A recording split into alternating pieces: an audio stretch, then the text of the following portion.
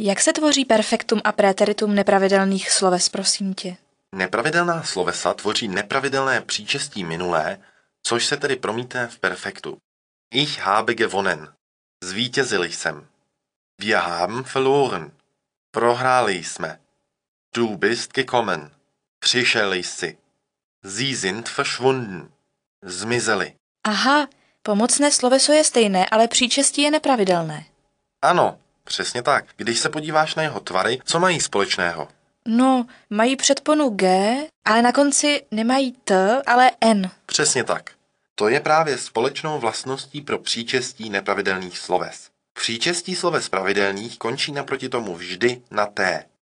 Nepravidelná gewonnen, vyhraný, verloren, ztracený, gekommen, přijitý, verschwunden, zmizelý a pravidelná gekauft, koupený, gesagt, Řečený.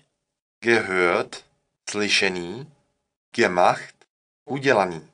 A jak poznám, jaký přesný tvar má příčestí nepravidelných sloves? Změnu kmenové samohlásky se musíš vždy naučit. Předpona, jak jsme viděli, je stejná jako u pravidelných sloves a koncovka je N. Existují různé skupiny nepravidelných sloves, která podle určitých pravidel mění kmenovou samohlásku. Ukážeme si to na jednom příkladu. Leiden, litt, gelitten je sloveso trpět. Schreiben, schrieb, geschrieben znamená psát. Reiben, rieb a gerieben jsou 3 formy slovesa strouhat. Tato skupina má například v infinitivním kmeni ej, po kterém následuje znělá samohláska a toto ei se mění v préteritu i perfektu na ie. Zkus schválně vytvořit další formy následujících sloves. Preisen, chválit. Pries, gepriesen. Ich preise dich. Verzeihen, odpustit. Verzieh, verziehen. Schreiben, psát.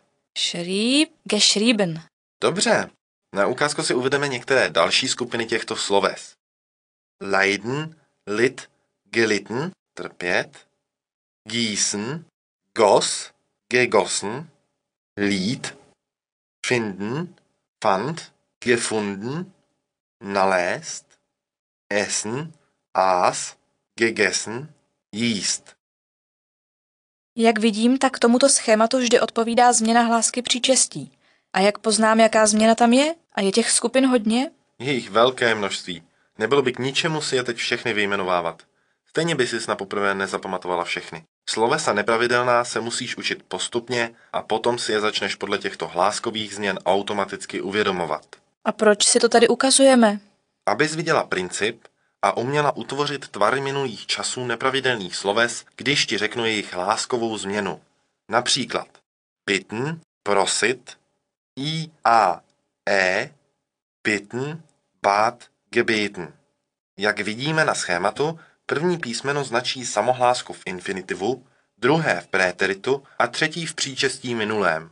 Jak jsme se už naučili předtím, koncovka je vždycky n a předpona se řídí stejnými pravidly, jako u pravidelných sloves. Takže si to podle schématu mohu takto odvodit?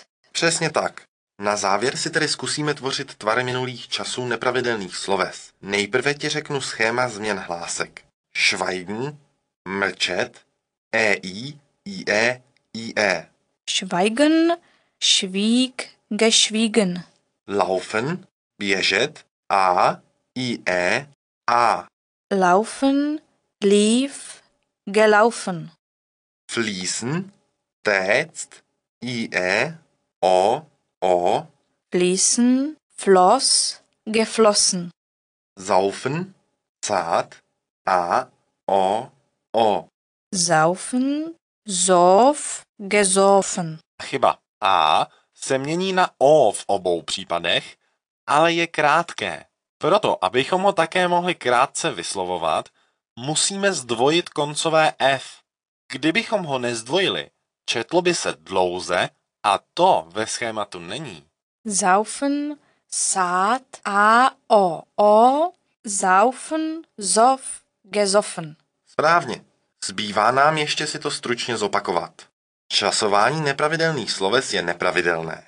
Příčestí minulé má vždy koncovku n. Předpona se dává ve stejných případech jako u pravidelných sloves. Mění se kmenová samohláska, pro jejíž změny existují schémata. V těchto schématech je uvedena kmenová samohláska infinitivu, préterita i příčestí minulého.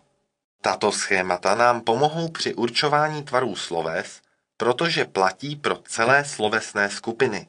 Nelze se jimi ale řídit bez výjimky.